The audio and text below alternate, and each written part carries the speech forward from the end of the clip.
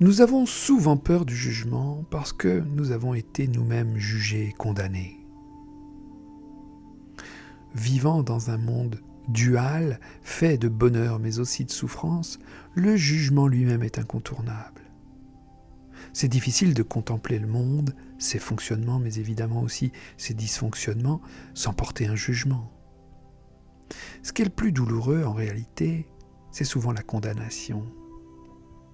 Dans tous les cas, notre enfant intérieur a forcément vécu des moments où il a subi le jugement condamnant de ses parents, de ses camarades ou de ses professeurs, et puis il s'est dévalorisé.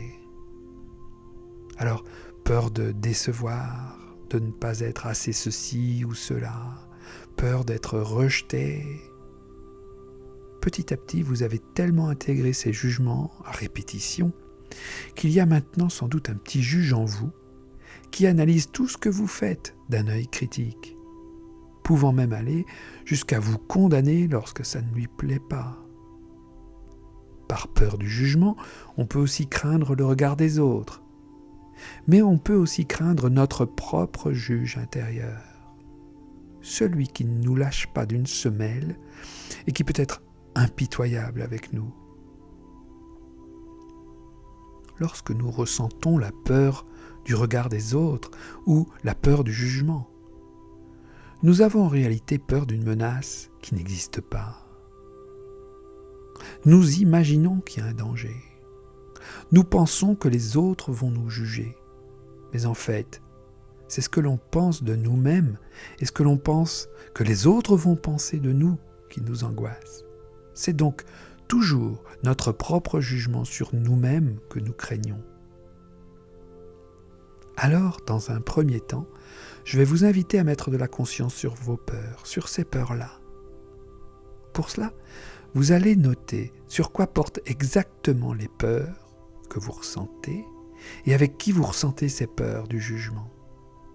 Ça peut être avec des personnes du sexe opposé. Par exemple, je peux avoir peur du regard que les femmes portent sur moi. Ou alors ça peut être des personnes d'autorité, des personnes âgées, ou des plus jeunes. Notez ce que vous vous dites à vous-même. Par exemple, quand je dois parler en réunion devant tous mes collègues, je m'aperçois que systématiquement j'ai peur du regard des hommes. J'ai l'impression d'être nul et qu'ils vont s'en rendre compte, etc., etc. Je vous propose de noter ainsi une ou deux peurs de ce type chaque jour cette semaine. Ensuite, je vous invite à retrouver votre enfant intérieur, celui qui a été jugé petit, la victime, parce qu'en fait c'est toujours lui, cet enfant intérieur, qui a souffert, enfant, et dont la souffrance est réveillée aujourd'hui. Alors prenez-le, cet enfant intérieur, prenez-le dans les bras, comme vous en avez maintenant l'habitude. Fermez les yeux quelques instants et puis parlez-lui comme le ferait un bon ami, votre meilleur ami.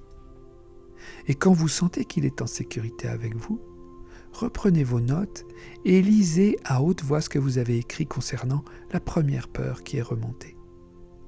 L'objectif est de l'aider à affronter la réalité plutôt que de la fuir comme il en a l'habitude. Alors, vous allez vous adresser à votre enfant avec tendresse et lui rappeler tout ce qu'il a fait de positif et de chouette concernant le type de situation qui déclenche cette peur du jugement. Si l'on reprend par exemple, le moment des prises de parole en réunion, observez avec lui tous les moments où vous êtes intervenu et où en réalité ça s'est bien passé. Toutes les bonnes raisons pour lesquelles vous êtes compétent ou compétente et qui font que vous n'avez en réalité rien à vous reprocher dans votre travail. Rassurez-le en lui montrant des exemples précis et concrets où vous n'avez en réalité rien à vous reprocher. Et puis aidez-le à prendre conscience de la réalité, parce qu'au fond, vous avez des compétences. Vous êtes certainement aussi compétent ou compétente que les autres. C'est juste que vous vous faites des suppositions.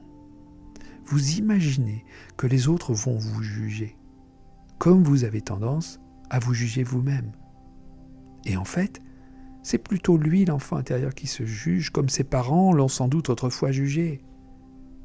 Dites-lui à haute voix qu'il ne s'agit en fait que de suppositions.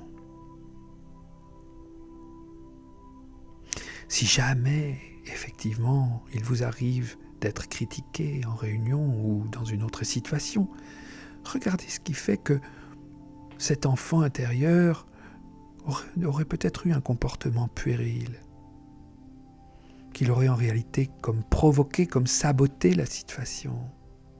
Regardez ce qui se joue là. Par ailleurs, observez également avec lui tous les moments où vous-même vous jugez les autres.